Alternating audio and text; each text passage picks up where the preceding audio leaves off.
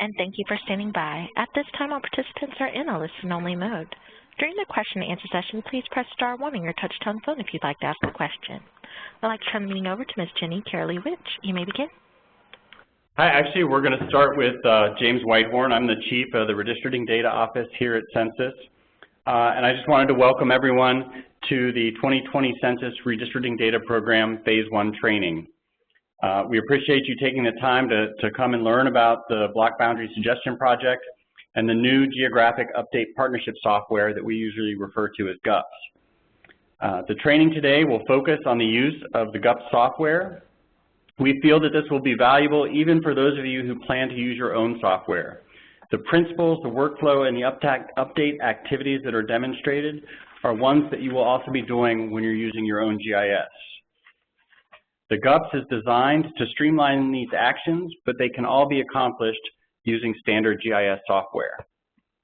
So I'd like to start by giving you some background and context for the Redistricting Data Program and the Block Boundary Suggestion Project specifically. The Redistricting Data Program was established to address the Census Bureau's responsibilities under Public Law 94-171. In 1975, the states banded together to get PL 94-171 passed because they had an acute need for specific geographies in order to create the districts that met the judicially established requirement of one person, one vote, and other requirements under the Voting Rights Act of 1965. So in 1980, the first census after the passage of PL 94-171, Census produced blocks for all incorporated places with a population of 10,000 or more and for statewide coverage in 5 states that contracted for that coverage. When that data was released, a disconnect between the blocks that states need for precincting and what Census had produced became apparent. Census produces blocks that are useful for our purposes, for our enumerators, but the states need blocks that enable them to create precincts that keep communities together. So an example of this is Census uses street center lines for block boundaries to assist enumerators who need to be routed around a block to ensure we get complete coverage. The state, when designing its precincts, usually wants to keep neighbors in the same precinct, so a better boundary for that block would be a rear alleyway or a rear lot line behind the house, and that way neighbors can be kept together in their district. So when working in BBSP, it's important to think about the work you do at the local and precinct level. You'll want to look for features not represented by Census as likely block boundaries, but that are being used as your current precinct boundaries, anticipated precinct boundaries, or ones that you generally feel would make a good precinct boundary should someone choose to use it. For the first time, we're producing what we're calling prototype blocks. These prototype blocks are what the 2020 census blocks would be if we had to create them today using the geography as it is in the current Tiger Census database. By reviewing these prototype block files, you can identify features that you need or anticipate needing as block boundaries that we wouldn't otherwise hold. In addition, this file also contains something called a block size indicator. This is an ordinal value, and it is designed to indicate the number of households approximately within the block. This will help you locate large household blocks. If you have an ideal precinct size and the block size indicator shows that the prototype block would exceed this, you can then use the BBSP tools and functions to find a way to split that block and make it more manageable for your post-census redistricting and precincting. Finally, the Block Boundary Suggestion Project provides you with the ability to update special areas such as state park boundaries, military base boundaries, prison area boundaries, and others that can be used as block boundaries so that both data can be reported for these areas and also so you can account for them when precincting and districting. Since we have a limited amount of time today, and to make sure you get the most impactful demonstration, we're purposely leaving out a couple of updates that are available to you. We're leaving out point landmarks and the creation of block area groupings. Since point landmarks do not really affect the creation of blocks, and block area groupings are seldom used and are only available for areas where you have islands, they're used to consolidate 2 or more islands into a single block. We've chosen to leave those out of this demonstration. We are, however, more than happy to respond to questions about these updates on a one-on-one basis if you call our office. So in today's training, we have several presenters who will walk you through the workflow as it's illustrated in the participant guides we sent out and that are posted on the Redistricting Data Office website. The presenters will pause after every few lessons to solicit any questions that have come up based on the demonstrations that they've just been through. We may ask to follow up on a one-on-one basis for questions that are situationally unique due to the time constraints, but we will entertain all questions periodically throughout the demonstration. So with that, I'll introduce the three presenters that we'll have today. We have Jenny Karolevich. She is the new team lead in the Redistricting Data Office over our geographic updates. We have Drew Stanislaw. He's a geographer in our geography division. And we have Lauren Kirsch, who is a geographic team lead in our geography division. And the three of them will be walking you through these different demonstrations, and we hope this will be a very valuable exercise for you. And with that, I'll hand over to Jenny. Thank you, James. So I'm going to go over lessons 1 and 2, going over what GUPS, how it's going to be set up and what it's going to look like when you install it, and then move on to linear features. So I felt the best way to mimic the GUPS setup was to take screenshots tailored to you guys installing the DVD. So when you open GUPS for the first time, you're going to encounter the map management screen. This is where you input your program, your state, and the working county. For these examples, like the test data that we sent out, we're using Shelby County, Tennessee. So as demonstrated, select the Block Boundary Suggestion Program, and again, Shelby County, Tennessee. You can see that Fayette and Tipton counties are highlighted. Those are adjacent counties. If you click the box next to them, they'll be added to your workspace. For the purposes of this demonstration, we're not. So you click Open. You're going to be presented with a second screen. It's going to ask you where you want to pull data in from. We recommend that you use the CD/DVD option. We included this data in our BBSP mailing. It includes all the shape files and the block size shape files. Other options include getting data from your computer or automatically downloading data from the Census website. However, the Census website will not provide the block size shape files. The third screen that will come up is the loading screen. It will take a few minutes for everything to load. Once you've gone through those steps, this is what your screen will look like. So you can see that we have Shelby County, Tennessee pulled up. To the left of the map area, we have our data set up. You can see all the layers. They're pre-symbolized, and this is where you can adjust the layer symbology, which we'll demonstrate later, adding layers or removing layers. At the top of the screen, we have our menu bar with typical actions, saving, exiting GUPS. Below the menu bar up here, we have the standard toolbar, and there are several important tools on this toolbar, including the Save button, Map Management, which brings up the first screen that we demonstrated, as well as the Search tool, which we will show later, as well as your panning and zooming tools. So below the standard toolbar, we have our BBSP toolbar.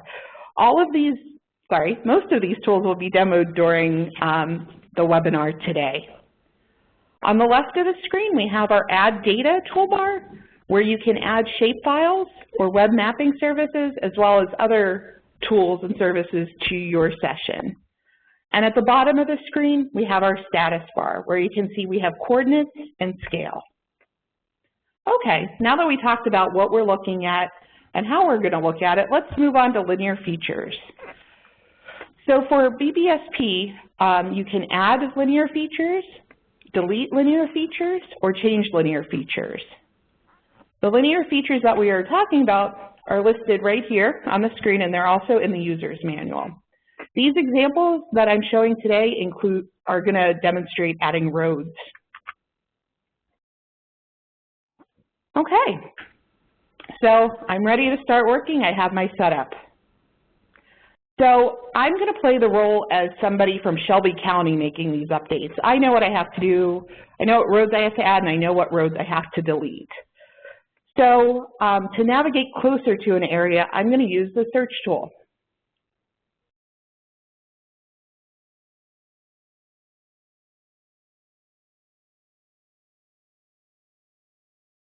It will load in 1 second. There we go. And you can see that the county is listed. And we can search by place, tract, block, landmark, or street name. For this example, I'm going to use street name.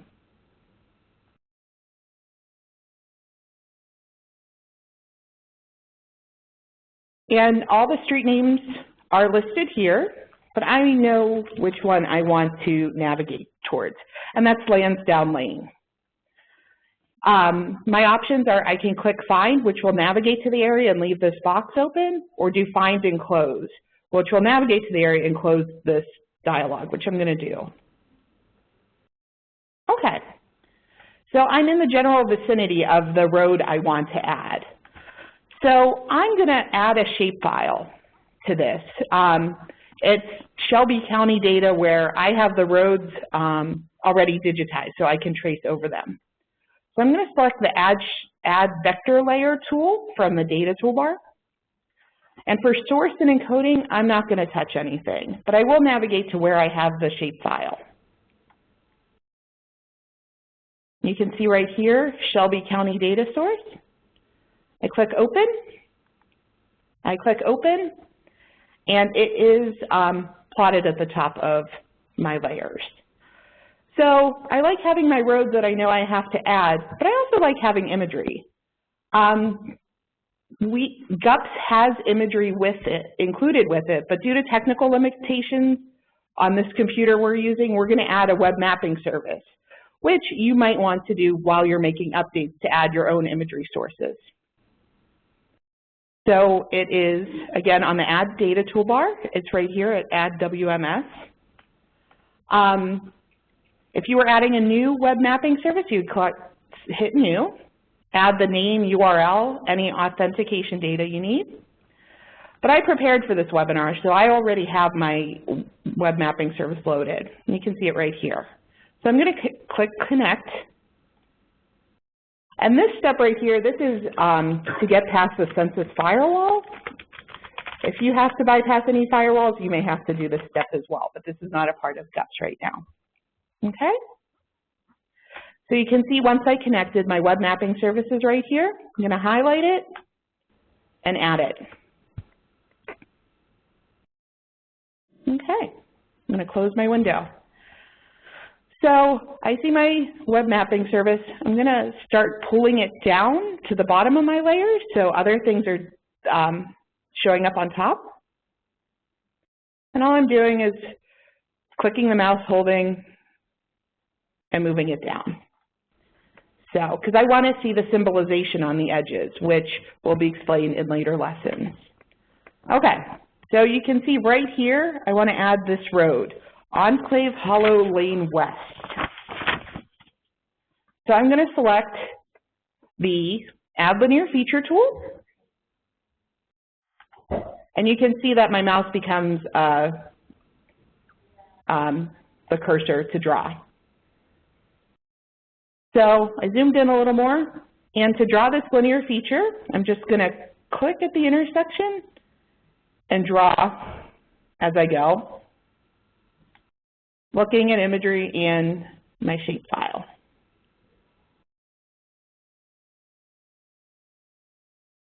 When I'm done, I right-click, and it asks me for the name and the MTFCC, which is a Mass Tiger Feature Classification Code.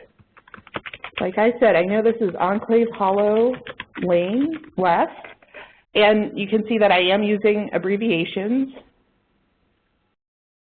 And here are the possible linear features to add, and I'm going to navigate down to S1400, which is the code for local road. I'm going to click OK. And you can see that I've added Enclave Hollow Road. I'm going to remove this. I'm going to remove my Shelby County source. And yes. Okay, So I'm going to delete a linear feature.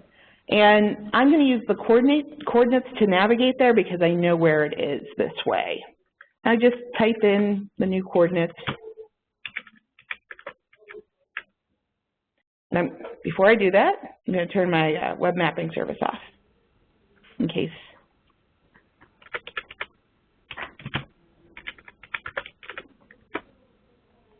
Okay.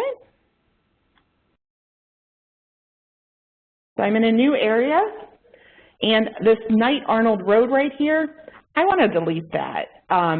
It looks like it's just a dead-end road, and I'm Shelby County, so I know I want to remove this. So I'm going to click the Delete Linear Feature tool, and I click on Knight Arnold Road. And it asks me if I'm sure that I want to permanently delete this linear feature. Quick caveat, when we do deletes in GUPS, you're adding a change type to the attribute table. So the road is not being deleted itself from the submission, but it's coded to be deleted. Okay, when you see I made that delete, you can see the symbolization changed. But my supervisor came over and he said, why are you deleting that road? You shouldn't have. So I'm going to click on Knight Arnold Road again, and it asks me if I want to restore the line. And I hit yes, and it's back in there. Note, you can only restore linear features that were already in the submission. If I deleted Enclave Hollow Lane West, I would not be able to restore it. Okay, and the last part of linear features I'm going to go over real quick is changing the attributes. So I'm going to go to the Modify Linear Feature Attribute tool, and I know that Arbor Grove Way, it should be Arbor Grove Way North. So I'm going to select it, and I could also change the MTFCC, but I don't need to. So all I'm going to do is type in north correctly. I'm going to hit save, and you can see that the change was made. So I know some of you are thinking right now, if you use add and delete, that's a way to reshape roads in Tiger. So I have some examples of areas where you would not want to reshape and areas where you would want to reshape. And again, when we're talking reshaping, we're talking about deleting the current feature and adding it in new, closer to imagery or how it looks. So we have an example right here. This is an example where you would not want to delete this road and add it back in. It's not perfect. However, the road generally follows the features and the housing units are on the correct side. Another example of a road you wouldn't want to necessarily delete and add right now is this road right here. It doesn't follow the road perfectly, but again, it's close and no housing units are involved. This is an example where you might possibly want to reshape. This road right here does not exist, and you'd want to delete this and re-add it in where it belongs. And I'm very proud to say that I made this example up. We don't have any errors this bad in Shelby County, Tennessee, so I had to make my own. Okay, and this might seem like a very odd time to do this, but I want to show you how to save your project, close it, and then reopen it up. So I like the edits I made. I'm going to click Save.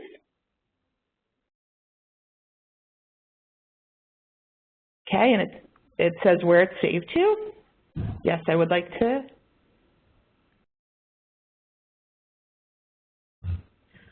I'm going to turn off my web mapping service, and I'm going to exit.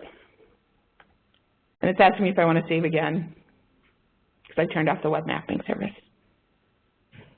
Okay. So I'm going to open GUPS again.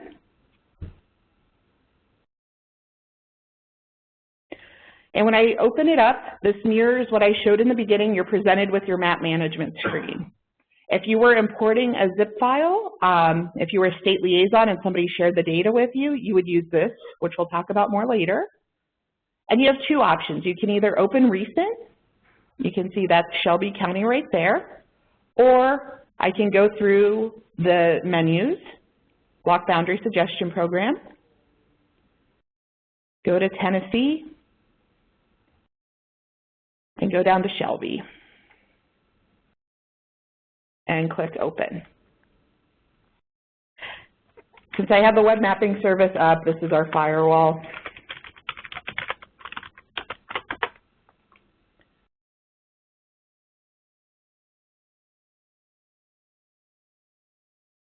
Okay, it's thinking.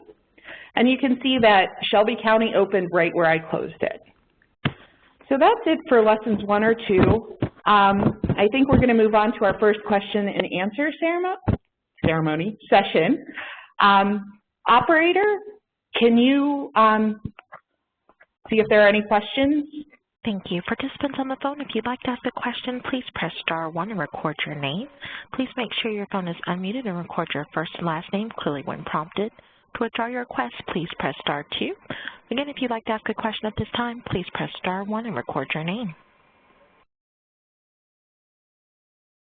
One moment for incoming questions.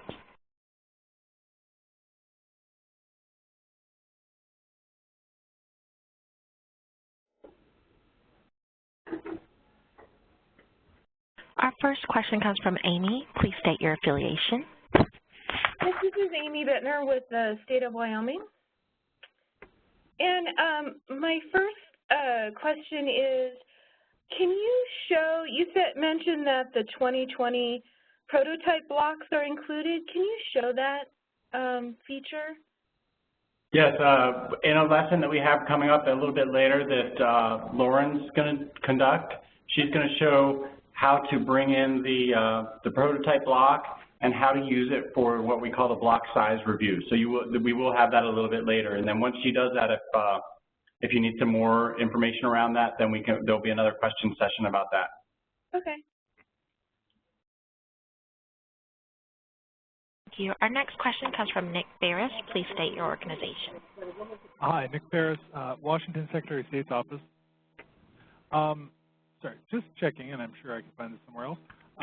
Is this intended to be the main source of information, like on new road construction, or do you have other programs you'll be relying on for that? We have several programs that will rely on that. We allow for the redistricting community, since they tend to look at the geography at such a fine level because they need to look at things down at sort of the precinct, small area geography level. We allow them to provide any feature updates that they need.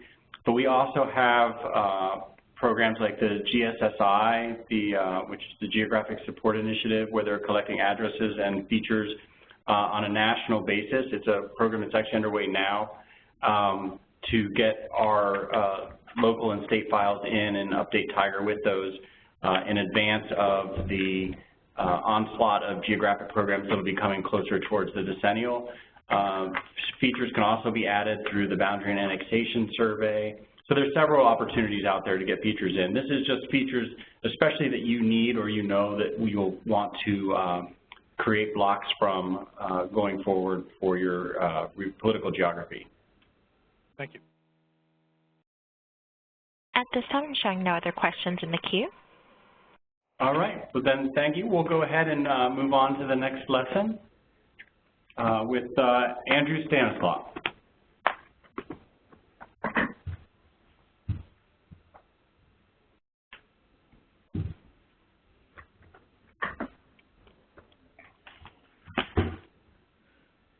All right, good afternoon, everyone.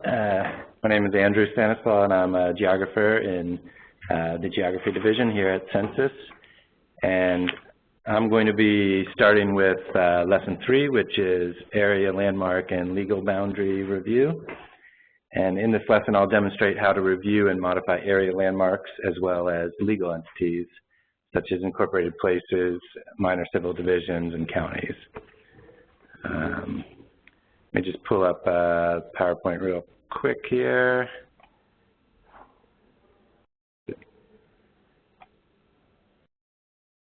All right. Did I do that or? Oh, that one, right? Okay. So here on the screen you can see the acceptable new area landmarks or hydrographic areas that can be edited using the GUPS software. So area landmarks typically are things like hospitals, jails, parks, cemeteries, and then it also includes hydrographic areas such as lakes, ponds, bays, things like that. It's important to review the accuracy of the area landmark boundaries because they will often serve as 2020 block boundaries. As James mentioned earlier, you want to pay particular attention to military installations, national parks, universities, and prison facilities, all of which are planned 2020 block boundaries.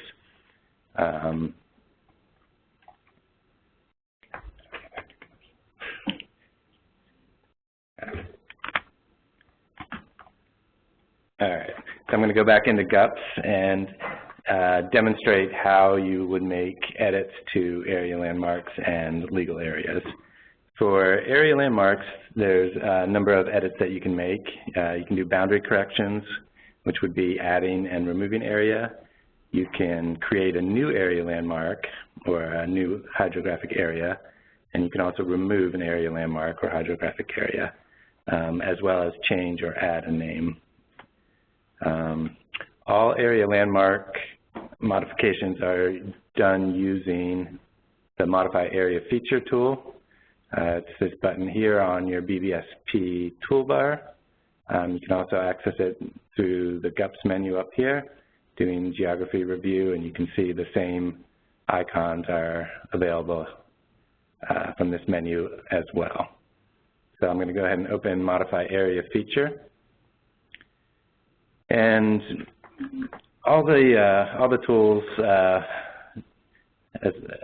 should be dockable. You can just dock it here, and you can see you can go back to the layers. There's tabs, or you can just kind of let it float around if you prefer to do that. So the first thing I'm going to show you is selecting the geography. So on this tab, you have the choice of selecting an area landmark, if you're going to modify that, and then you can also select legal geography. So you can select consolidated city, county, MCD, or place. We'll go ahead and start with area landmarks. When you select the geography, here in the table of contents, you'll see all the area landmarks that are in your working county will display. If you want to zoom to them, you can click on them like this, zooming to the various features. You can also navigate between the areas using the arrow keys here. So if you want to just kind of do like a quick cursory review of what your area landmarks are, you can do that. So the first thing I'm going to do is demonstrate how to add area to an area landmark. So I'm going to go down here to Fuller State Park, and you can see the outline of the park pretty clearly. And let's say that you know that the state park now extends all the way up to Lake McKellar up here. There's a number of ways you can do this. You want to start by selecting the areas. You can select, like if you're going to add all this area, you can select face by face like this, or you can do like select by polygon, which is probably better if you're going to be adding a large area. So let's say you want to add this entire area. You can go ahead and select some of the polygons that are already in the park, and that's not a problem. So go ahead and select that. And I've selected all of these faces, and you just simply click on the Add Area button. And that will add all those faces or all those polygons to Fuller State Park. Very similar, if you want to remove an area, you simply select a face. So let's say that this face up here in the upper right-hand corner actually is no longer in Fuller State Park. You simply select it, and then you hit Remove Area, and that will remove that area from the park. another feature for the modify area feature tool is that you can create new area landmarks. So let's just scroll over to another area. Let's say that you know that there is a park down here just south of Elder Road. You go to the select features again. You can select the face. If you want to select multiple faces using this tool, you just hit the Control tab and you can select additional faces. For adding a new entity, there's a button here that is Add Entity. You just simply click on that and a dialog box will pop up and you can enter the full name and the MTFCC of your new area landmark. So I'm just going to call this Census Park, and you select the MTFCC and call it a park. Just click OK, and that'll be saved. Another thing that you can do with this Modify Area Feature tool is you can modify the attributes. So let's say that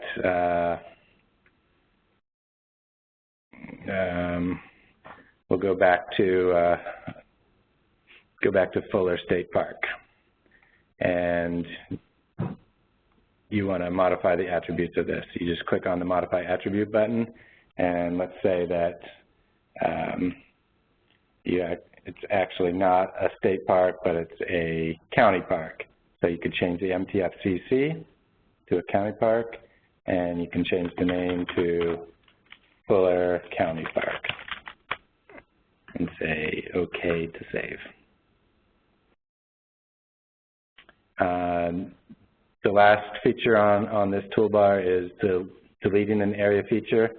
So let's say Census Park, which we created earlier, is now in your table of contents, and we can just go ahead and delete that. And whenever you delete an area feature, whether it's an area landmark or a legal entity, it's always going to ask you, are you sure you want to permanently delete this?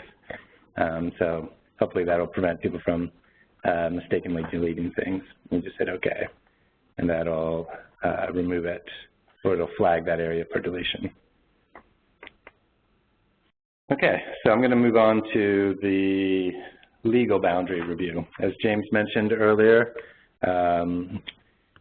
for the 2020 BBSP program, you are allowed to submit legal boundary updates, so things like annexations, de-annexations, new incorporations. You can do this for the first time, and this is for counties, minor civil divisions, incorporated places, and consolidated cities. And you'll be able to do this during both phases of the BBSP. So you're going to use the same tool, the Modify Area Feature tool. You just simply select the geography that you want to work with. So we'll go to incorporated places this time, and it'll list all the incorporated places in your working county.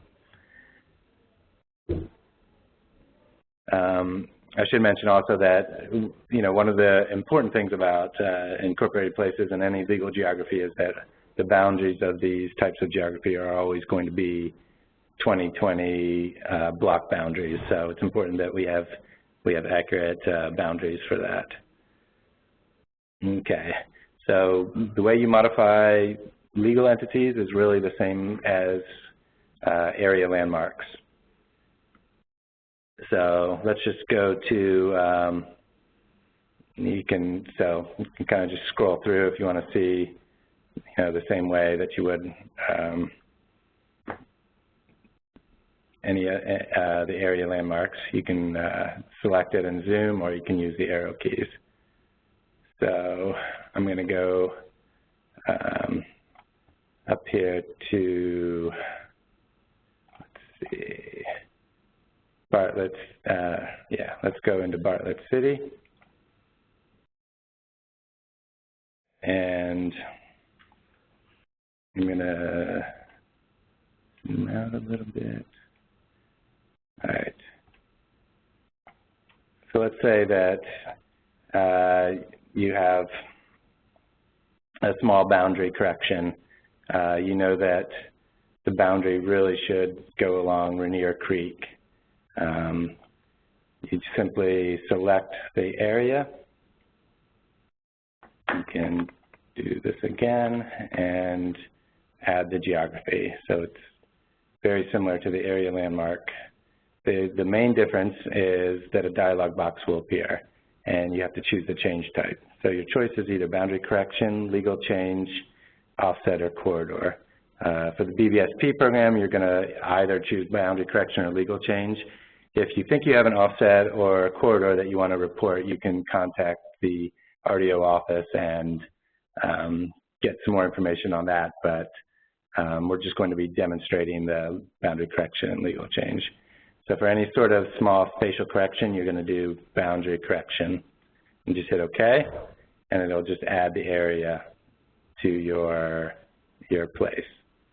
If you have an annexation, you do the same sort of thing. You select the geography, select the face that you want to add, and if you know that this is an annexation, you would add it and select legal change and click OK. When you select legal change, a new dialog box is going to appear. So legal documentation for BBSP participants is not required, but we strongly encourage you to submit the documentation if you have it to help us process the legal updates. If you do not have documentation and you know it's annexation or a de-annexation, you can submit it as a boundary correction, and the Census will do the research on that. But assuming that you have the documentation, you would put in the effective date of the annexation. So let's just say that it's, well, let's go ahead and use the calendar. So let's say it was January 1st of this year. The authority type is a ordinance. Under docu, you could put the ordinance number. So let's just say it's A01. And if you want to provide additional documentation, you can click on the folder and attach like a Word document or a text file with that documentation, but that's not required. And then change type, select annexation. Go ahead and click OK. And that face is added to your incorporated place. Okay. Next thing I'm going to demonstrate is creating a new entity. Again, it's very similar to how we did it with the area landmarks. It's almost the same process. So let's say that you have a new incorporated place up here. I'm going to go ahead and select the faces. And I'm going to say add entity.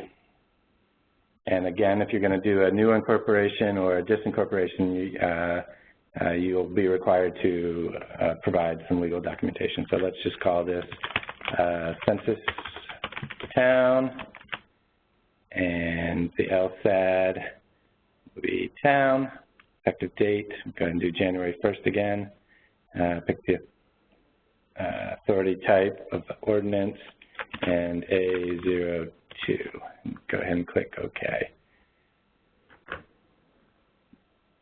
And we have a new town created. Now I intentionally left a hole in this town just so that we can demonstrate a QC tool later in the demonstration.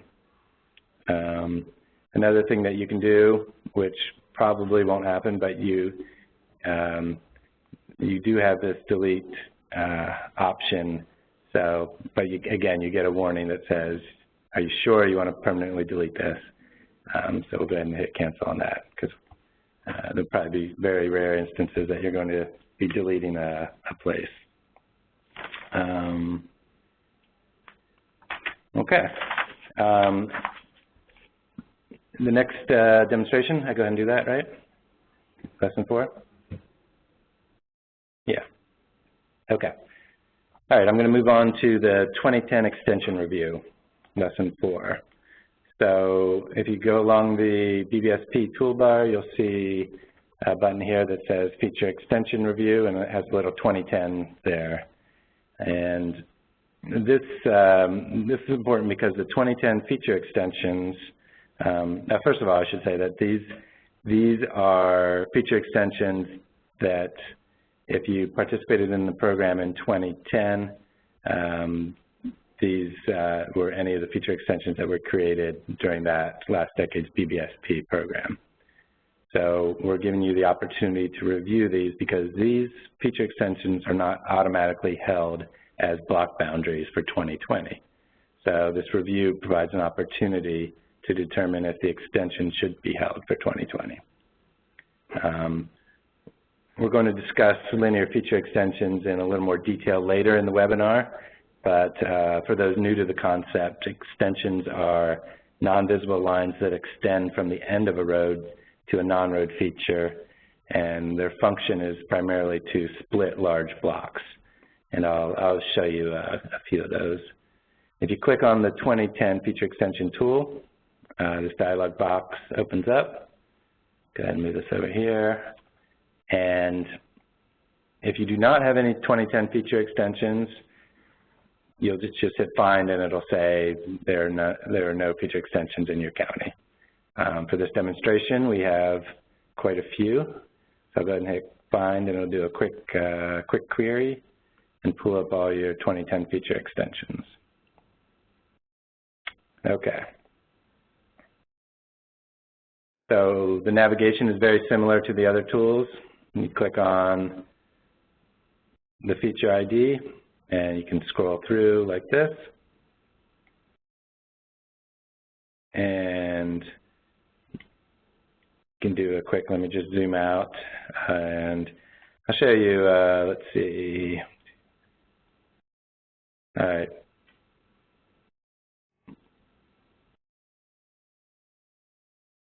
Okay. So examples of, here's a good example of a feature extension. So let me zoom back in a little bit more. So you can see that you have a couple of large blocks and Dent Road doesn't go all the way to the creek. So a feature extension was added in order to split that block into two. So if this is something that you would like to hold for 2020, you're going to need to assign a must hold to this. So you select the feature extension and click on must hold. Now, for most of the 2010 feature extensions, they are marked as ineligible by the Census software. So you're going to receive a message that says this edge feature is ineligible for use as a block boundary. Census administrators will review the request, enter justification statement.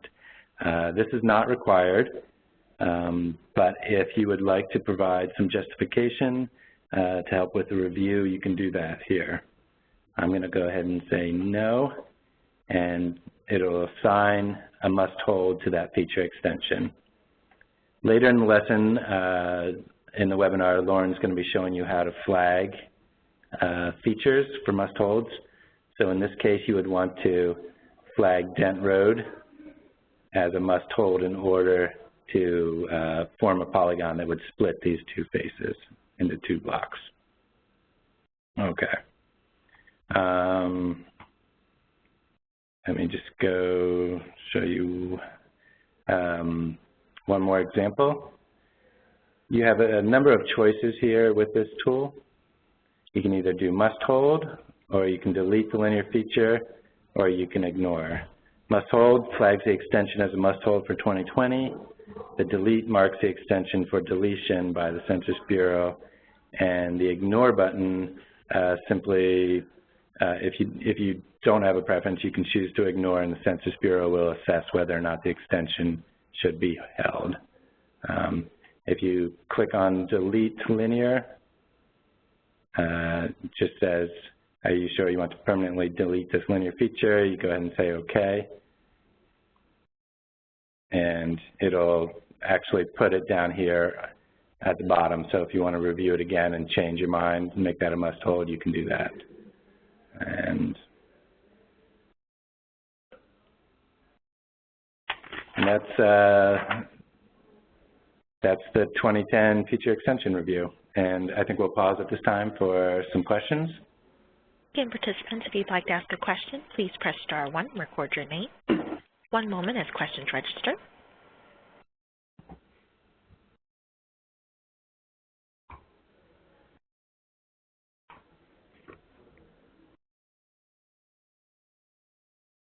One moment for our next question.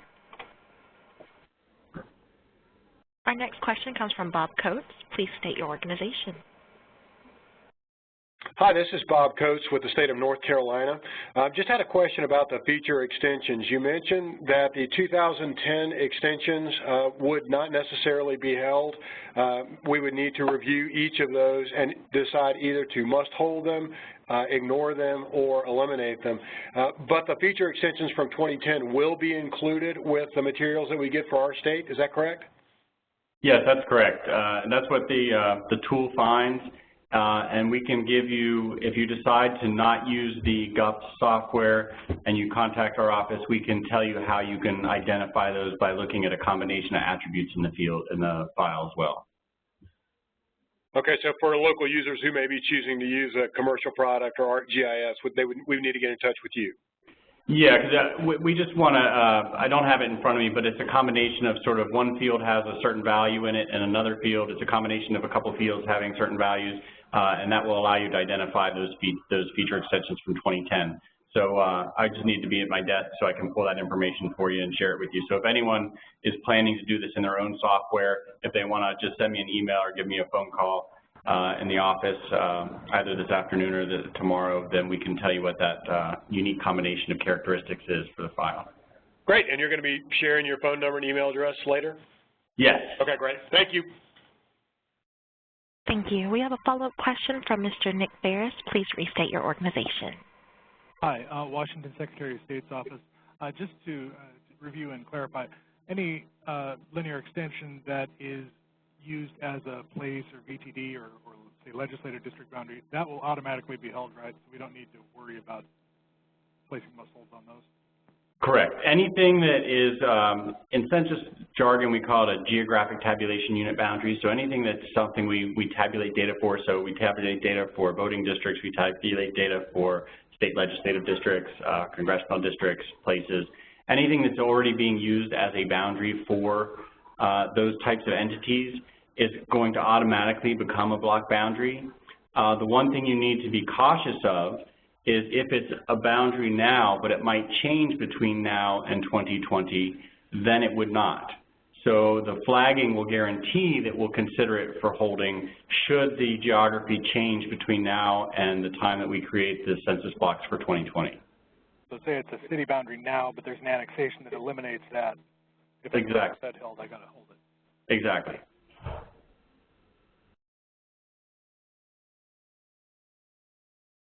Thank you. At this time, I show no other questions. Okay. So we'll go ahead and move on to our next presenter. We have Lauren Kirsch from the Geography Division.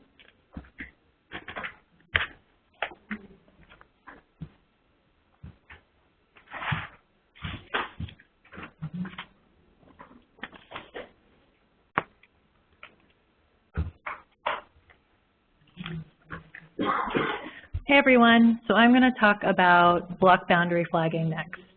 And just to get me to my area, I'm going to do something that Jenny did before. I'm going to go over here to the search tool.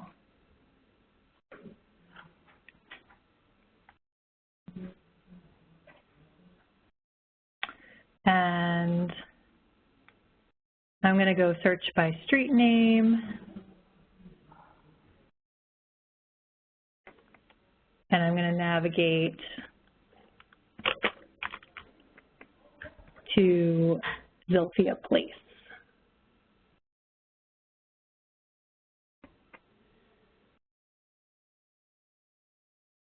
And then I want to zoom out a little bit. And resume tools are up here.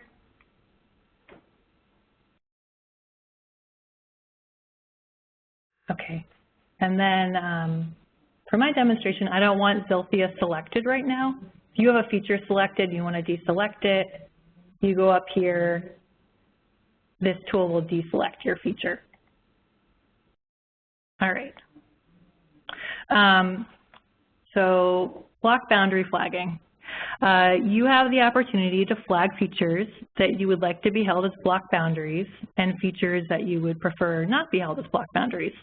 The census will take your suggestions into account when creating the final 2020 tabulation blocks.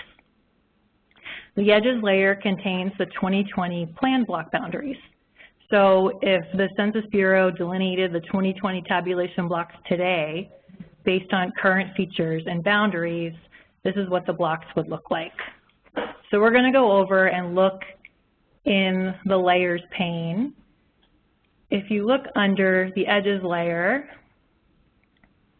we have the 2020 plan block boundaries, CBB flag equals 4. So, and it's symbolized in this light blue. So all these features that are symbolized in light blue, these are currently 2020 plan block boundaries. Then we have the light red features, like here, here, here. These are all currently ineligible block boundaries.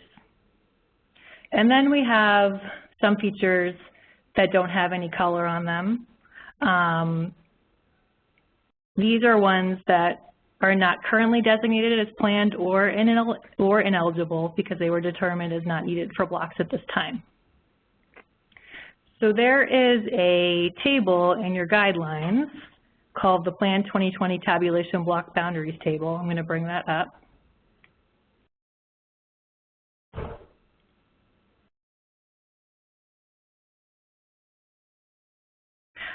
So this shows the complete list of features that will always be held as block boundaries, and you don't need to memorize this. This is in your guidelines on page 6.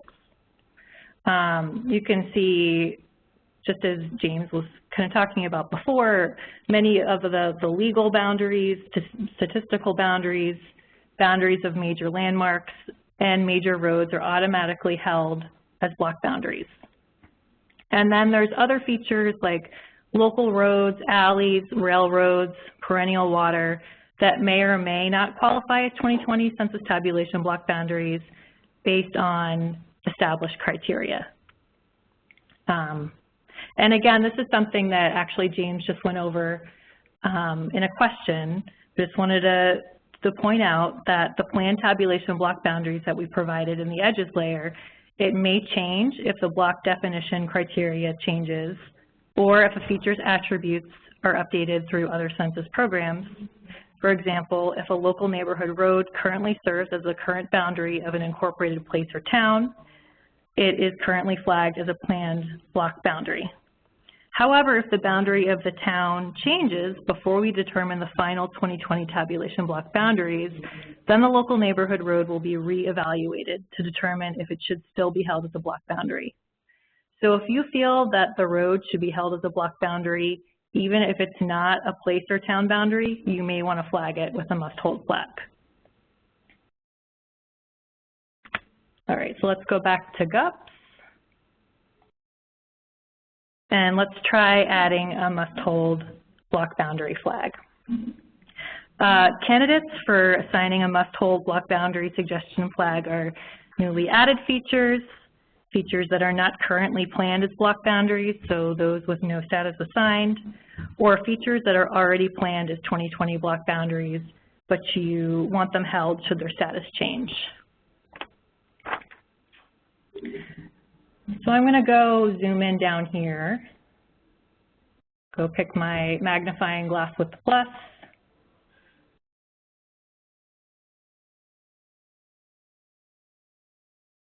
So right now, we can see these lines are all blue, so this is a planned 2020 block.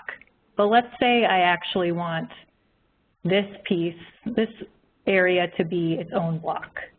So what I'll need to do is set a 2020 must-hold boundary flag on this line. So the way that I do that is that I use the blue flag, the feature flagging tool. I'm going to left click on there, and then I can click on my line, and I get this dialog box, and I can choose an action I want to hold and click OK.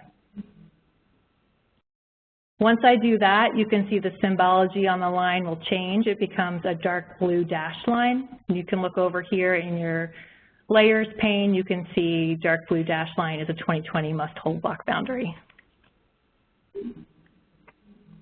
Now I'm going to go back to the zoom level I was at before. If you go up to your bar up here, if you pick the zoom last button, it brings me back to my last zoom level.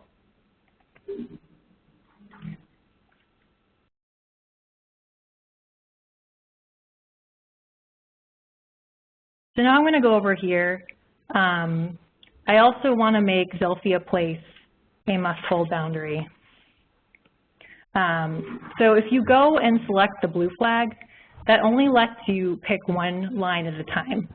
So if I want to select more than one feature at a time, I'll want to go up here to the feature selection tool. It lets me, in several different ways, select multiple features at once. So I'm going to pick select feature. I click on my first line. You can see it only selects this piece. If I hold down my control key and then left click again, it'll let me select multiple lines at once. So now I'll go over to my blue flag. It tells me I have two edges selected, and then I can pick my action of hold.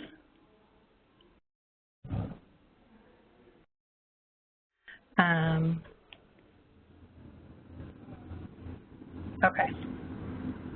So now let's talk about types of features that are good candidates for do not hold. Private roads, trails, unimproved roads, single line hydrographic features are all good candidates for do not hold flags. So let's set a do not hold. Okay. So over here, right now you can see this area is a block. But let's say Fleming Avenue is actually a small private road, and I don't want this held as a block. I want this whole piece to be a block and get rid of this small block. So again, I'll use my selection tool, select my feature, go to my flag. You can see right now it's planned as a must-hold boundary. I'm going to change it to do not hold. And it just warns me that this line is a Census Bureau Plan 2020 tab block boundary and that my request will be reviewed. Okay, so now it has this red dashed line on top of it, and you can see that is the 2020 do not hold block boundary. If I somehow flagged Fleming Avenue by mistake, I actually didn't want to make that a must hold, all you do is you go back, if you select it again, go back to the blue flag, you can change it to null, and that will unflag it. Okay. So now I want to show you how to add a BBSP flag to an ineligible feature and how it asks you for a justification.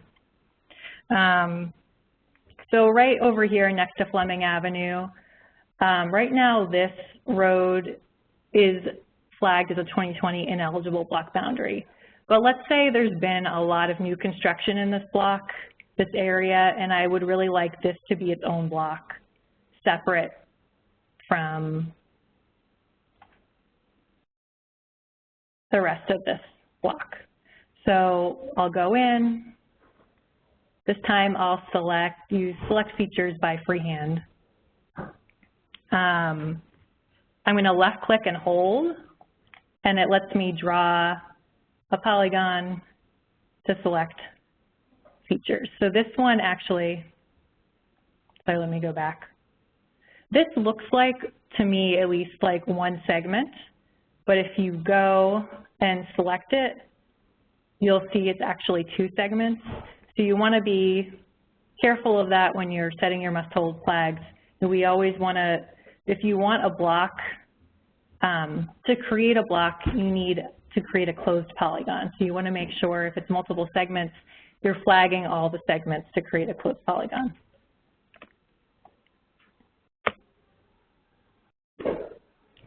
So I will make this a hold, and it's warning me that these features are ineligible for use as a block boundary, and Census administrators will review the request. Do I want to enter a justification statement? As Drew explained before, justifications are optional, but the redistricting office is going to review all of these types of requests, and if you have a reason, I would encourage you to put it in. So since I have a reason and I know that this block split was requested,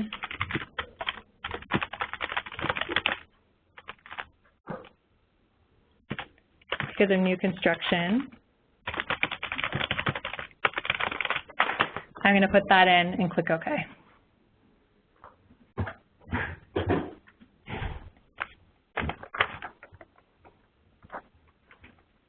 All right, so next I'm going to talk about linear feature extensions. So Drew talked about reviewing the 2010 linear feature extensions, and I'm going to show how to add a linear feature extension. So let's go to a different area.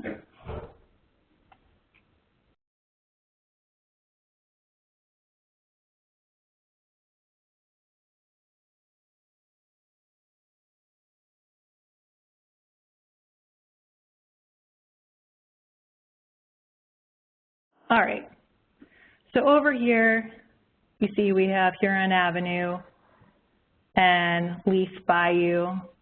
Right now, this is one big block, but let's say I actually want this area to be a block right in here. I can't, if I just set the must-hold flags here, I'm going to leave this little gap and it can't be a block. So I want to add a linear feature extension between the edge of Huron Avenue and Leaf Bayou to create a closed polygon. As Drew explained before, a linear feature extension is a short, non-visible line, and it should be generally no longer than 300 feet in length. It should be a straight line from the end of the road, and it intersects a non-road feature. It could intersect a highway or a freeway. That's acceptable as long as there's no housing units on those roads. So linear feature extensions can be created to features with MTFCCs of levee, shoreline, dam, intermittent shoreline, railroad, pipeline, power line, and primary roads. All right, so I'm going to show you now how to draw a linear feature extension here. The linear feature extension tool is up here. It's this line with the green plus. So I'm going to click on that. I get a little warning reminding me what a linear feature extension is. Hit OK. I actually might zoom in here a little bit. I'll click it again. Then I'm going to left click on the end of Huron Avenue and just drag my mouse across. You can see that plus is, it's trying to snap to Leaf Bayou. So I'm going to left click. It's telling me my extension is 106 feet. That's good, I'm under 300, so yes, I'm going to save it. So when I do that, GUPS automatically flags my feature extension and the piece of feature that I drew the feature extension from with my must-hold block boundary. And you just want to make sure, remember, you want to create a closed polygon. So if Huron Avenue was more than one segment, it would only flag the segment automatically that I drew my linear extension from. Also, actually, this isn't set as a must-hold boundary right now, but I think I'm purposely going to leave it to see what happens during our QC. All right. So now I am going to save my project because, I don't know, with most computer software, you never know if something might go wrong. I'm going to save, just make sure I have my edits in there. Okay.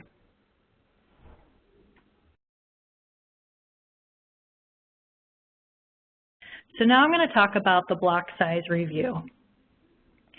So to help you focus your BBSP review and pinpoint where you may want to add hold and do not hold flags, the Census Bureau assigned the 2020 plan tabulation blocks a block size indicator.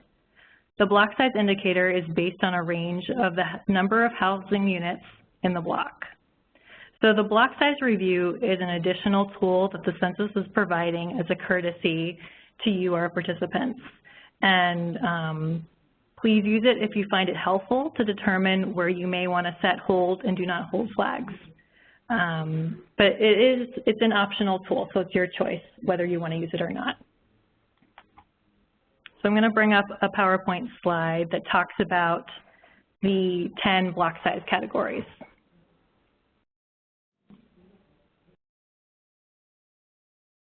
Okay.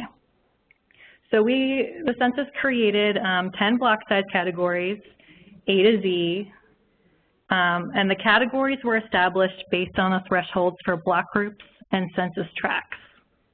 Discrete number ranges were established for the purposes of assigning a block size category to each block. However, it's important to note that the actual number of housing units in a block is approximate, and the housing unit data used to calculate the block size is from the 2010 census. So let's say, for my project, I'm interested in having all of my blocks with a population, below 1,000. So maybe when I'm looking at this block size file, I might want to look at all of the blocks that are categorized A through D and try to split them. So let's go back to GUPS.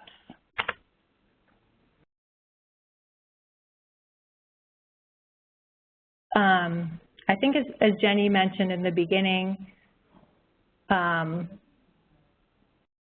well, if you load your data from your CD, the block size shapefile will be in that folder where all your data is, but it doesn't automatically get loaded in GUPS in the beginning. So we have to add it. If you somehow did not load the data from the DVD, you'll have to go to the Census FTP site to download the shapefile. And the instructions for downloading the shapefile are in your guide on page 28. Or you can also link to the FTP page from the redistricting website by clicking on the Prototype 2020 Census Block link. So now I'll show you how to add the block size shapefile to the map as a layer. And this will be your BBSP _2015 block _ in your state county. So in this case, 47157. So I go over here to the Add Vector Layer tool. You can leave your source type and your encoding the way it is. And then I'm going to go Browse. I'm going to go to my home directory, and look for my GUPS GIS folder. Then I'm going to go to GUPS data, BBSP, Shape,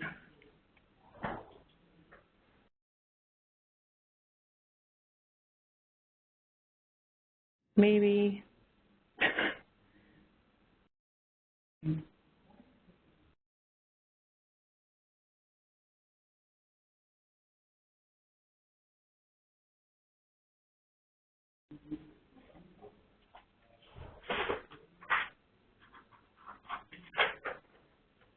Oh. Yes, so our census environment sometimes will slow down. I wouldn't expect this necessarily to happen on your computer. Yay, okay. Then I'm going to go to my state county that I'm working, 47157. And you can see here all my other shape files. And here's my BBSP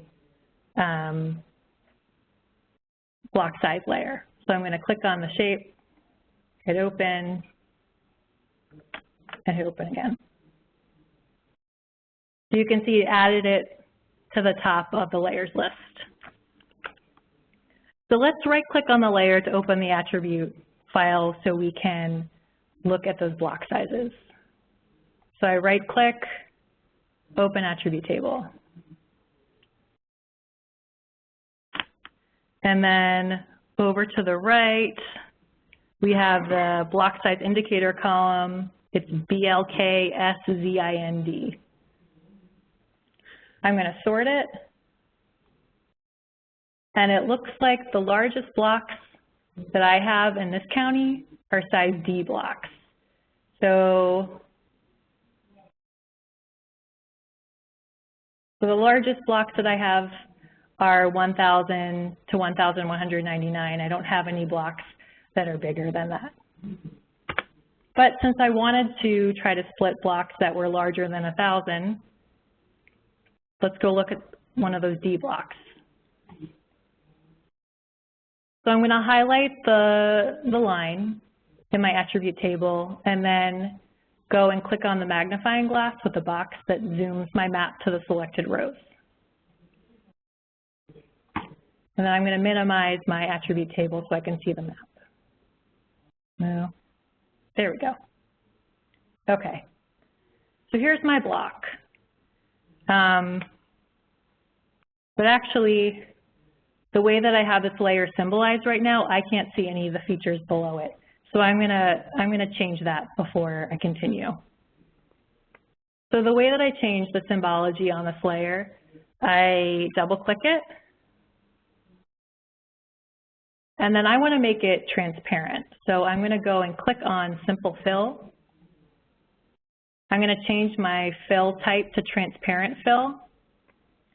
And then I'm going to go down here to the layer transparency, and I can either pull this to make the layer more transparent, or I can type in a number, and I'm going to hit apply, and then OK.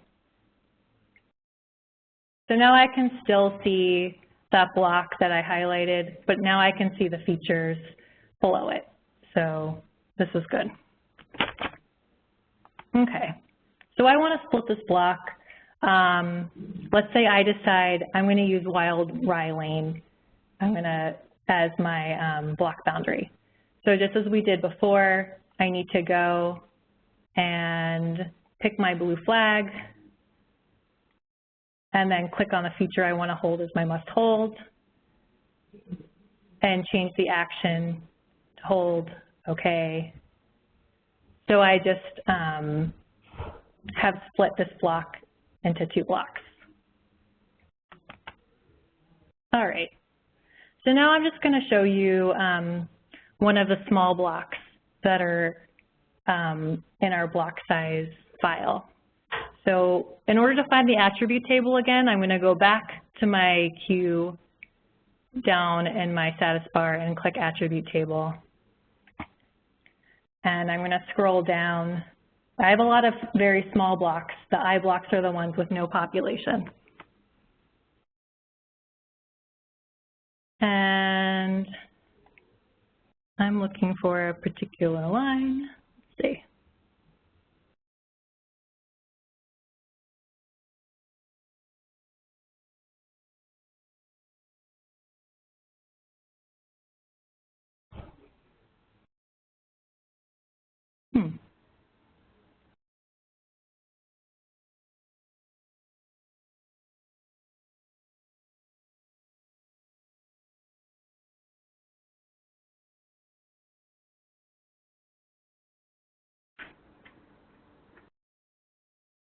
Oh, yeah, sorry, it's not an I block, it's a Z block. That would be why I can't find it. The Z blocks are the one with no population.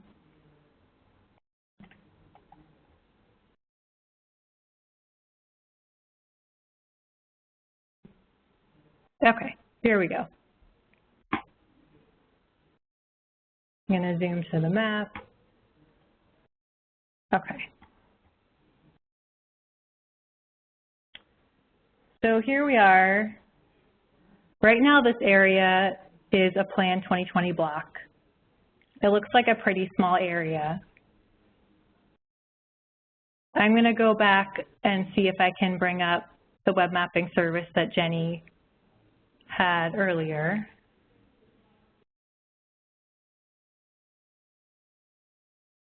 So it looks like there really aren't any houses in this block.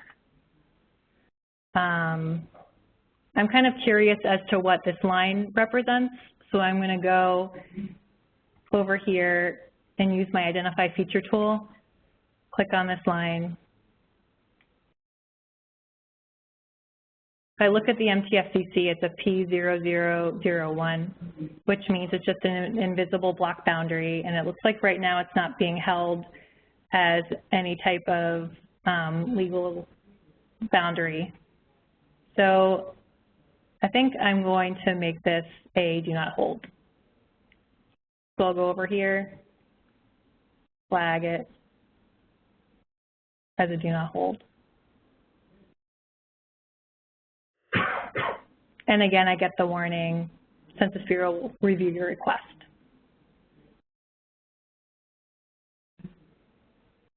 Okay.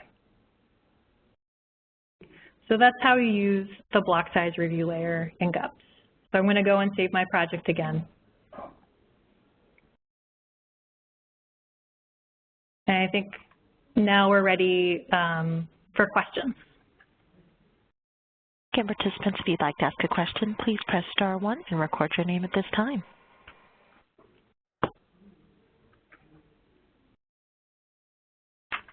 One moment for our next set of questions.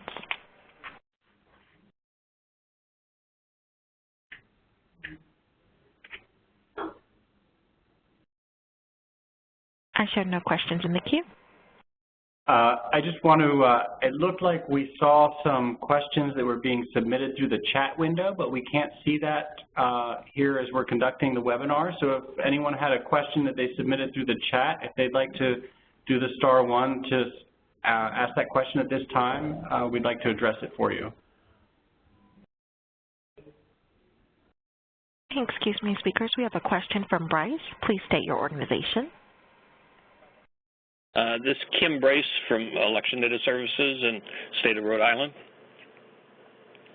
The question I had, which was one of the chats that I came up with, was are water features such as streams going to be held as a block boundary? It's not in the list of features that would be block boundaries. So yes and no. The list that we provided are those things that you would consider guaranteed block boundaries. They will be held regardless of any other operation that occurs. What happens is we go through the feature list and the MTFCC list, the feature class codes, and we provide them with a priority. So streams and shorelines all have different priorities, and as we go through the requirements about making a block and what makes a good block, the features that make up the boundaries of those blocks are evaluated, and depending on sort of a complicated relationship between the size of the block and the features that make the bounding features, it's evaluated to decide whether or not to keep it. So the answer is a complicated yes and no. So if my precinct boundary happens to go along a stream, then I need to flag it as a must-hold then? You should, unless you expect to use it as a precinct boundary at the time we go through the VTD portion of the program. But I think from a safety level, if you know that you want it now and you may want it from a historical perspective, even if your precinct moves off of it, then it would be best to flag it as a must-hold now. Thank you. You're welcome. Our next question is from Nick Ferris. Please state your organization. Hi, Washington Secretary of State's Office. I just wanted to check. There is no way you can add a layer, say from a county data source, for adding linear features or figuring out what might make a good block. But then you actually have to mouse trace over it, right? There's no way to actually trace that line or copy it into GUPS, correct?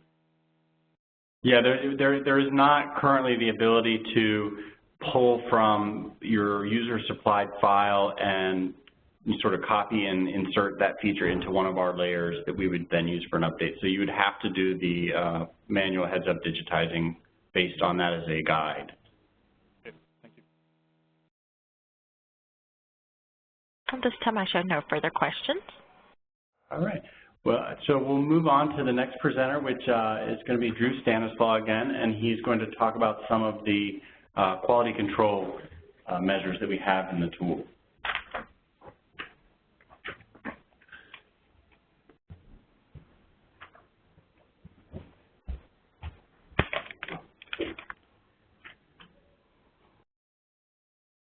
All right. So let's say that you're all done with all of your updates. You're ready to submit your data to the Census Bureau. You go up here on the top. You say export to zip. Maybe. There we go. And up pops a window that says quality control reviews needed. So if you have done any of these quality control reviews, it'll print the status and it'll print the time that it was done. What we would recommend is that you conduct some of these QCs along the way, like we did, and then also again at the end, so you can get a sense of when it was done. So there's 5 different quality control reviews. The first 2 are for change polygons are only needed if you created any modifications to areas, like area landmarks or legal entities that were demonstrated earlier. The review block boundary and the feature extension review and the closed polygon check are for the BBSP flagging. And I'll go over all of these quality reviews, but I just wanted to show you before you export, it's going to say that you need to do all these checks, and it will not allow you to export until you've at least run the check. So I'll go ahead and cancel this. And I'll just point out the feature extension review is actually the 2010 feature extension review, so I'm not going to show that again.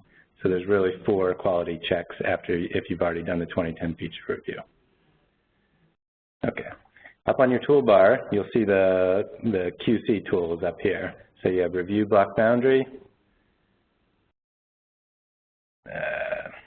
geography review tool, review change polygons, and the closed polygon check. The first one that I'm going to demonstrate is the block boundary review. So go ahead and click on that, and a dialog box will pop up. And this tool is pretty simple. It's just a basic review of any of the must holds or the do not holds that you flag during your review. So we'll start with the holds. we'll do a quick query and pull up everything that you assigned a must hold to. And just like the other tools, you can use the arrows to zoom through and review what you held. I'm going to go ahead and zoom out a little bit. So this is a Zilphia place that Lauren demonstrated. So you can see that she placed a hold on that. If you decide later that you do not want to hold that actually, you can say do not hold. So you can always change your mind later. And then you can also, if you want to just reset it to whatever its original value was, you can just click on null. So we'll just go ahead and click to the next one and zoom out a little bit. And you can see, okay, that looks good. Again, it's just kind of, there's Huron Avenue that Lauren assigned, Wild Rye Lane, rather, sorry. And you can just do a quick review of these if you like. And if you want to change your mind, you can, for example, you can make this, let's say, oh, you know, this was the one that you thought the block size was too big and you wanted to split it, and maybe you change your mind. You can actually change that to a do not hold or change it back to null. Okay. The same sort of thing, you can do a quick query on the do not holds and review those. We only assigned 2 of these. You'll probably remember that one. And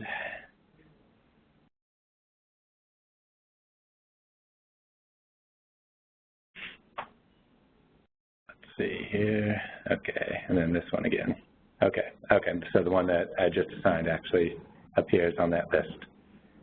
So that's a pretty simple review tool, but it's required to run prior to export. It just gives you, the opportunity to review all line segments that you flagged as a must hold or a do not hold. The second one is the geography review tool, and I'm going to come back to that. I'm going to skip that for now and go to the review change polygons. Let me go ahead and close this one so we don't get too many windows open. Okay, so the review change polygon tool is a really important one because you want to review any of the area feature modifications that you made. So we did some area landmark and we did some place changes. So let's go ahead and look at the area landmark, area hydrography. I'm going to make this a little bit bigger. Okay. So on this toolbox, you have two main checks. You have a small area check and you have a find hole check. So you select your geography and you click on small area check. You can see it displays the acres, so I think we'll be fine on the small area check.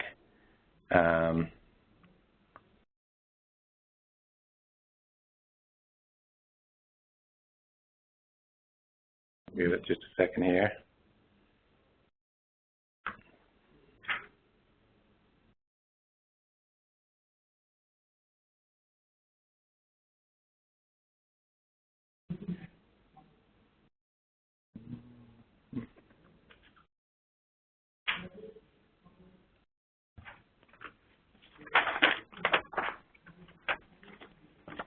All right, let me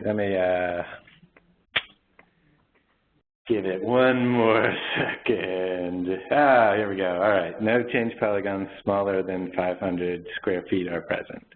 So let's say that you, created an annexation to an incorporated place, and while you're selecting all the faces, you missed maybe a small face. So that's really what this check is looking for. Or maybe you selected, actually this is more like if you select a really small face that you didn't really mean to. So we don't want any slivers or really small faces that were accidentally selected, and this will identify those. So go ahead and hit OK there. You can do find holes, and no holes are present. So we're going to go ahead and do the same check on the incorporated place layer that we worked on. We'll do the small area check. Actually, maybe I'll skip that one since it seemed to be a little slow, but I'll just do it. It shouldn't take long. Okay, there we go. Worked fast that time. No change polygon smaller than 500 feet. And then we'll do the find holes check. And down here, you can see that in this dialog box, the review tool, it identified one hole. So if you remember from earlier, we created Census Town, and we forgot to select all of the polygons, all the faces, and there was a hole here. So what you can do, nifty little tool here, you just hit Fix, and it'll fill in the hole. And under the hole review, it says no more holes. All right. The other thing that you can do is if you, let's say, let's go back to Bartlett City. So if let's say that you created a boundary change and you actually, you know, that's a mistake, and you say, no, I didn't really want that. You can go up here. There's an option that you can delete the change polygon, and it'll again say, are you sure you want to permanently delete this change polygon? And you can say yes, and that change polygon will be removed and not submitted to the Census Bureau. Another thing that you can do with this review tool is there's a button that says legal entity change. If you click on that, you can update the legal entity change. So you can change, let's say, the effective date was incorrect.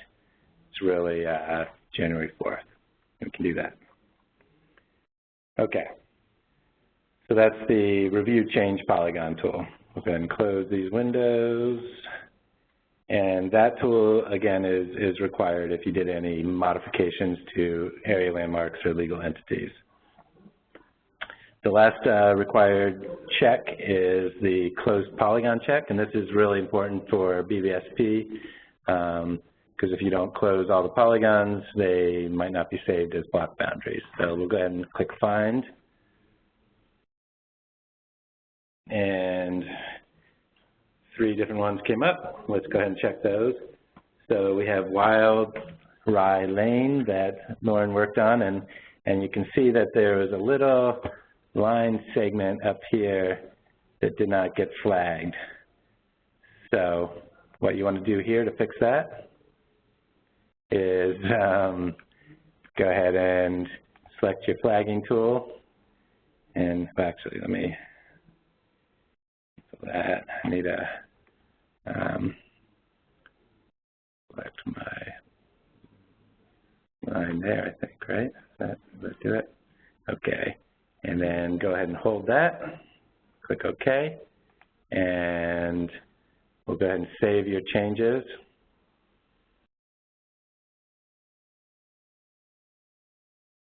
Okay.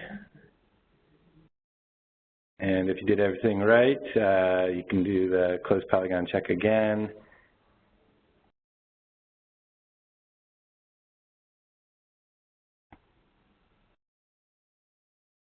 Let me just,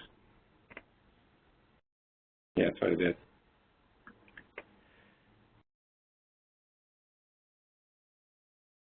Going a little bit slow here, but it should do another search, and if you close the polygon, then the close polygon check should not bring up the Wild Rye Lane again, Wild Run. All right. We'll just give this another second. While we're waiting for that, there's one other QC tool, which is a geography review tool. And that one is the one that is not mandatory. And I'll show you that in a minute. But okay, here we go. Find again. And Wild Rye Lane is no longer on your list, so that did what it was supposed to do. All right, let's check out the other two real quick. And we have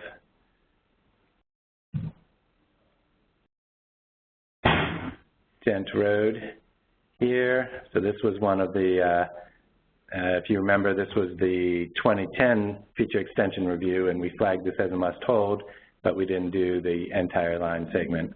So if you want to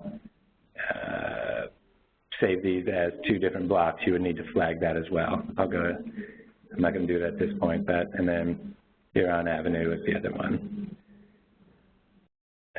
So this was the one that Lauren flagged as a must hold. She created a feature extension, but she didn't close the polygon. So if you wanted to close the polygon, you would select a line segment and then do the flag and say hold, say okay. And then you can see the combination between the blue lines and the blue dotted lines, you have a closed polygon. Okay. So then the last QC tool that we have is geography review tool. And I'm not going to go into this one too much, but this is a really useful tool to do all sorts of queries and reviews of your data. If you look in the layer name, it displays all the layers that you have active in your table of contents. You can look at the changes like to incorporated places that you are submitting, and it lists all the attribute data. You can review the change type, the authority type, all that sort of information. You can search here on column name. So if you want to just find, if you want to look for a particular place and just type in, if you just want to see your changes in Bartlett City, you can do that and do a search. So it's a pretty useful review tool, but this is not one of the ones that is mandatory. So that's pretty much all the review tools. After you do them, you want to make sure that you save so that it records that. And then when you export your data, which Jenny's going to show you, it'll display the most recent time that you did the QC check. All right.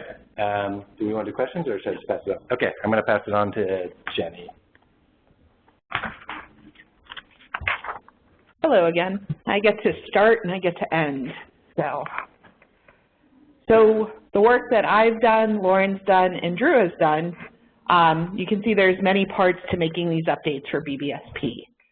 But we're ready. We've done what we needed to do. We've reviewed, we've QC'd. So we're going to export our data. And this is the export to zip option. And when it pops up, you'll see we have two options available. Oh wait, it's reminding me of any QC, but everything says done, so we can proceed. So you can see I have two options for exporting my data. I can share my data, all the layers, all the changes with another participant.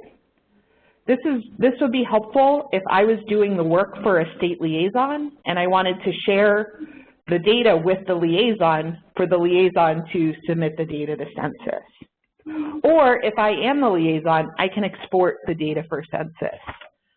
So I'm going to play the role of both, and we'll go over where I'm not the liaison first, that I want to share this data with the liaison. So I click Share with Another Participant, hit OK, and this will take a minute to load. You'll definitely see there's a difference between the types of zip files that are created if I'm exporting to another participant, the state liaison, or if I'm exporting to Census, which we'll see in a second.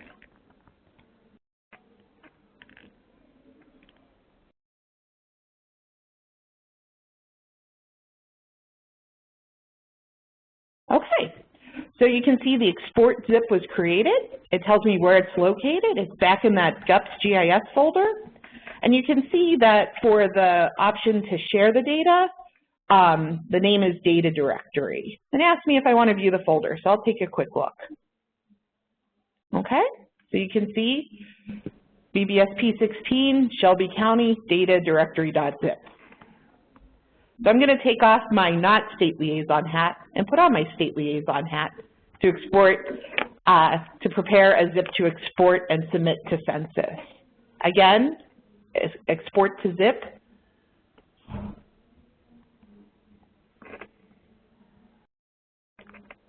It always wants to make sure we're doing QC, which is good. Okay, in this time, I'm actually going to select export to Census, export for Census.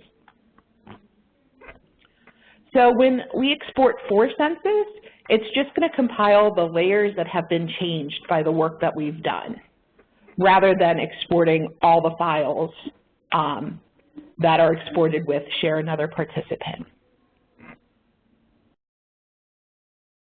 So again, it tells me where it is and asks me if I want to view the folder, and let's do that.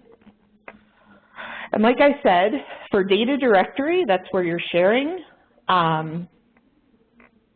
Not doing it. We click up, there it goes, of course. If we click on the zip file, we see that everything's included. There's 116 different files. If we look at the return zip, you can see there's 36. And those compile the layers that have changes in them. Okay, so we've compiled our export to Census option. How do we actually get that to Census? Well, we're going to use the secure web incoming module. Census will not be accepting submissions via email. Everything has to come in through SWIM. So I pulled up SWIM ahead of time. It's included in the materials. It's respond.census.gov/SWIM. If you do not have an account right now, you go to register account. And the first thing it asks for is your SWIM registration token. This was included with your invitation letter. If you don't remember what it is, give us a call at RDO office and we'll tell you what it is. However, only state liaisons receive the registration token because they are the ones submitting the file. So you go through, add your information. We do have a password recovery option, so make sure you remember your security question. But since I work at Census, I already have a SWIM account, so I'm going to log in.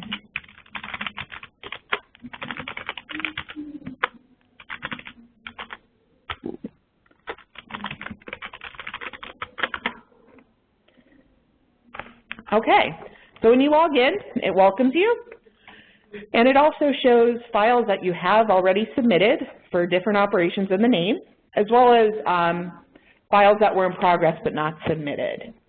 So I'm going to start a new upload. I'm going to look, it's asking me what census state program I'm submitting for. So I see redistricting, but I'm careful to make sure I'm selecting BBSP.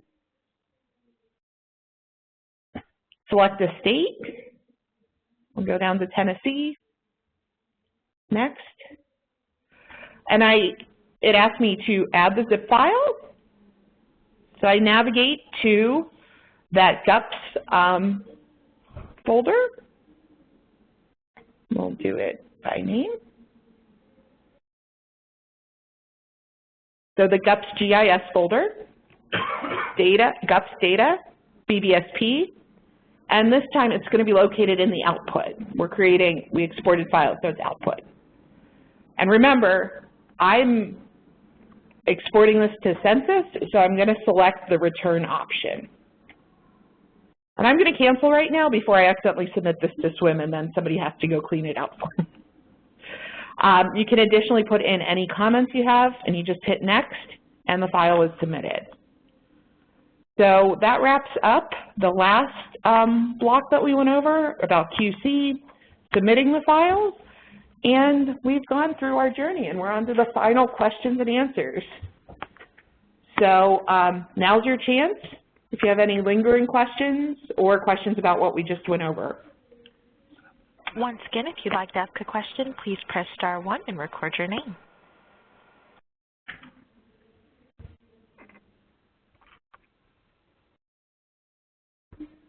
One moment for final questions.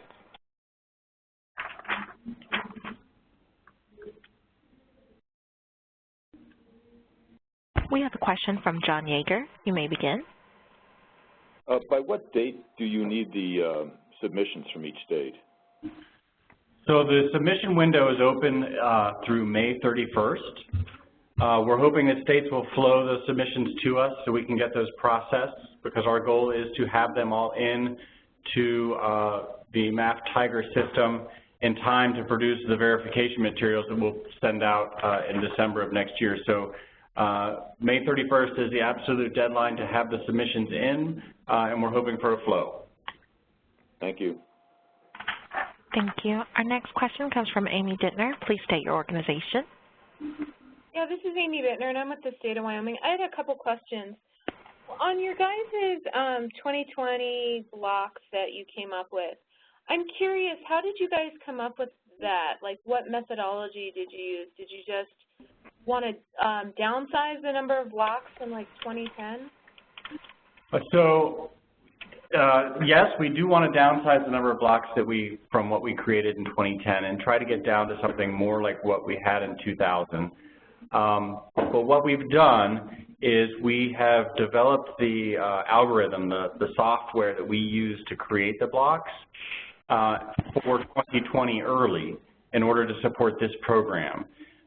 Typically in the past, we had to indicate to block boundary participants based on sort of just the MTFCC codes about what we thought would be a block boundary, whereas what we've done now is we've actually run the entire software, which goes through a process of building sort of a base level of atomic geography, and then it dissolves through things based on the size of the block that was created, and until it tries to come to block boundaries that make sense.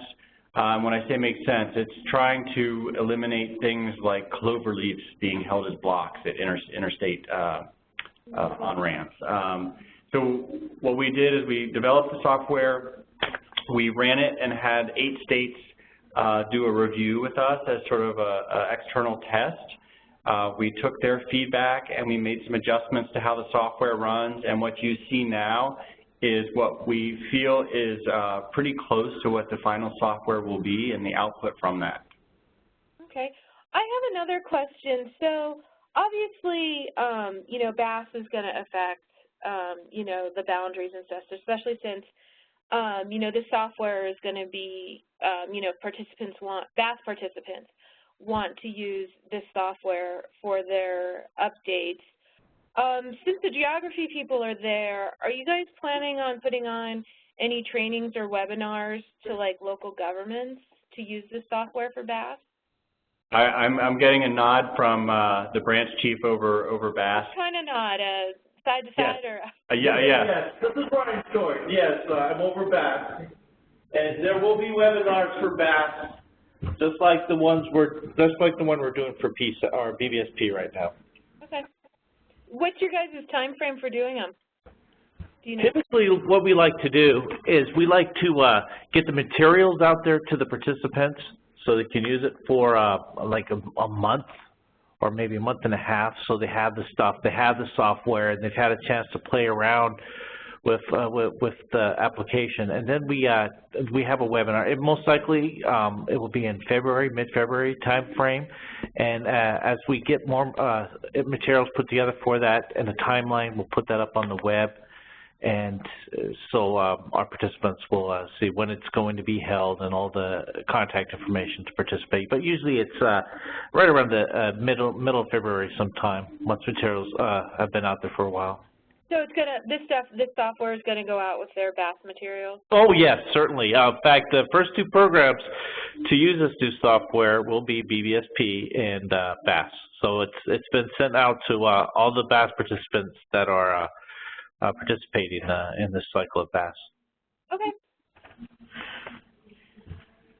Thank you. We have 2 additional questions in the queue. Our next question comes from Ms. Wright. Please state your organization.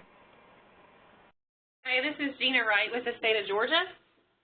I just have a quick question about the submission with the swim module. When you are doing the uploading of the files, are you able to upload more than one county file at a time, or is it only a single, one at a time as you submit those? Let me look at someone in the room who's more of a swim expert than I, and we'll see if we get an answer from him. Okay. You upload multiple attachments in a single form on the swim module. You just attach more than one zip file. Okay, so in that box, when you were selecting those, you can just keep adding multiple ones so you can submit them all at once?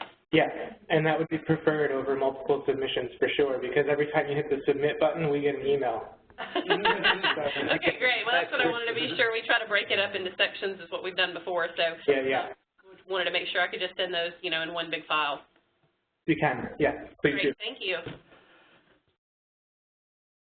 Thank you. Speakers, we have one final question. It comes from Mr. Nick Ferris. You may begin. Nick Ferris, Secretary of State in Washington. A couple questions. One, are urban growth areas involved in this? I think it's only us in Oregon who provide them. Would those fall under like area landmarks? No, urban growth areas will be handled through the BAS program. If you see some areas for urban growth areas that you want to have modified, the tool that we have right now doesn't allow you to do them.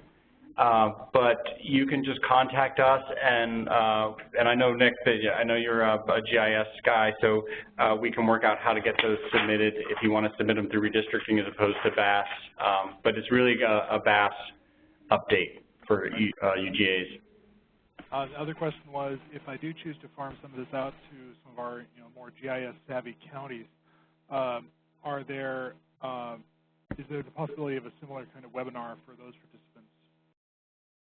Yes, well, what we're doing today is we're recording the one that we're going through right now, and we'll be able to send that to you if you want to be able to share that. We can't post it to the web because it's not a 508 compliant recording, but we can send you the file so you can view it and you can share it. We can also provide support if you plan to do something with the counties. We can come out and do an in-person training where you pull the county individuals into a central location, and we can do sort of an in-person training there. So we have some options. So if that's what you plan to do, we'll work with you to make sure that you get the support you need. Thank you. Operator? And I'll turn the call back over to you for final remarks. Actually, Operator, I saw a comment on the WebEx. Somebody said no questions were going through. So if you have a question, it's *0. *1. *1. Casey Dunn, we saw it pop up on the screen at chat. Oh, okay.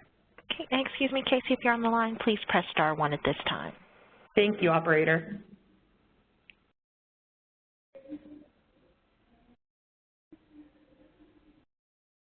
One moment for additional questions.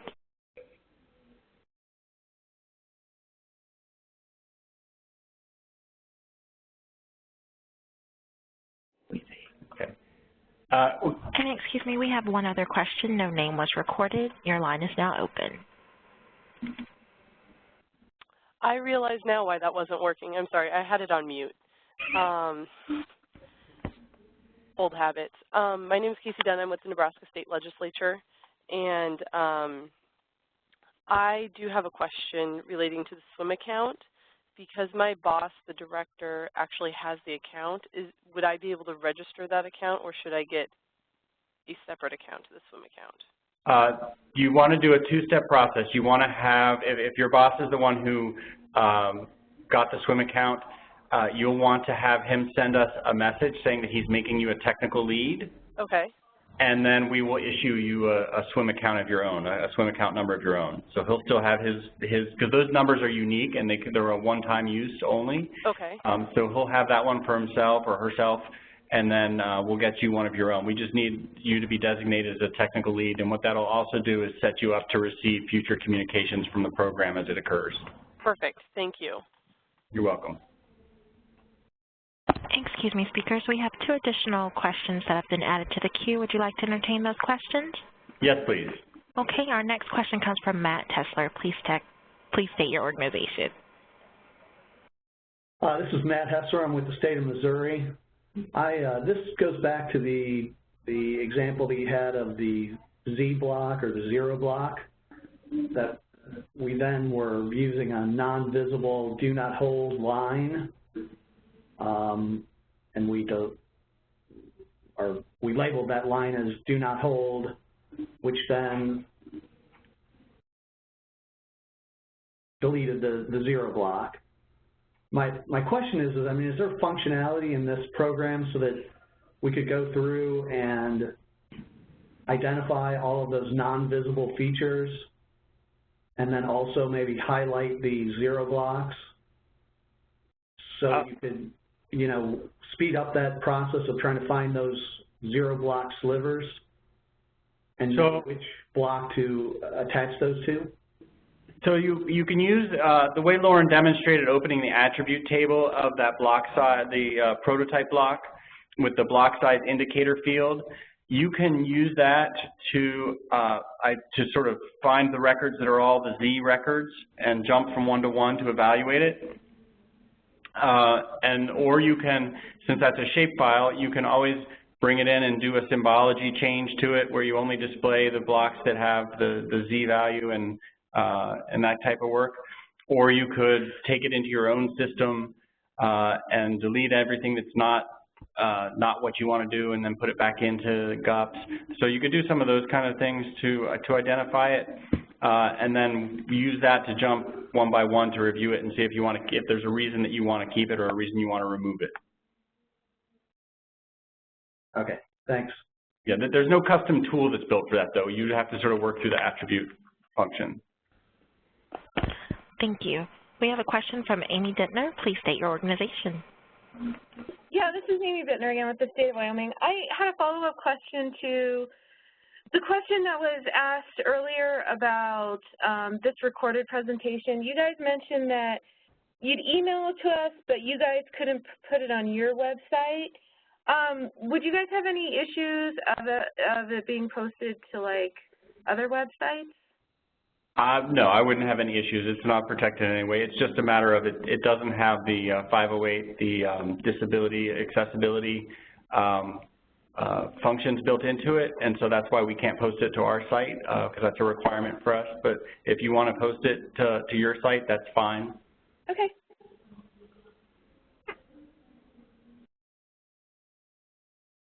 And I show no other questions in the queue. All right. Well, I just want to take this chance to thank you all very much for your participation. We really appreciate you taking the time out of your day to watch this. We're looking forward to a very successful block boundary suggestion project. The Census Redistricting Data Office is here to support you in this effort. We are willing to provide trainings if needed. We will answer any questions that you have, so please do not be shy about contacting us. Our number's up on the screen here, 301-763-4039. Jenny will be a primary technical expert, and I'll be available as well. And we can also be reached at the rdo@census.gov email. So we look forward to working with you, and we appreciate your efforts, and we hope this will be a great BBSP for you. Thank you all very much. Thank you for your participation. You may disconnect at this time. Speakers, please stand by for the post-conference.